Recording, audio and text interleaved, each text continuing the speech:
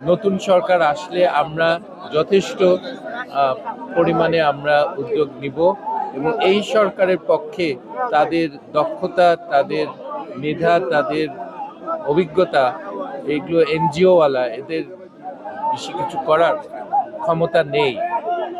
তো ভবিষ্যৎ সরকারে আমরা এই উদ্যোগগুলি নিব, কারণ প্রায় এই দুই বোনের প্রায় $40 বিলিয়ন ছিল দুই বোনের শুধু।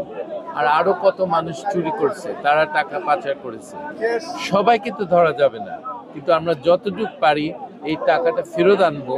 এবং ইংল্যান্ডে আর আয়ারল্যান্ডে একটা সংগঠন করেছে, আমি ওটা বাংলাদেশে করতে চাই, স্টার্ট। এটা বলবে স্টোলেন অ্যাসেটস রিকভারি ট্রাস্ট। একটা ফান্ড বানাবো, সব চুরি করার টাকাগুলি আবার ফেরত এনে একটা জায়গায় রাখতে হবে। তো তো ওই ট্রাস্টের ভিতরে রাখা হবে এবং দেশের মানুষের উপকারে ওই টাকাগুলি ব্যবহার করা হবে। আমি শেখ হাসিনার টাকাগুলি আমি জনগণকে ফেরত দেওয়ার একটা ব্যবস্থা নেওয়াটা খুব গুরুত্বপূর্ণ। জনগণ সেটা আশা করে ভবিষ্যৎ সরকার থেকে, সেটা আমরা নিব।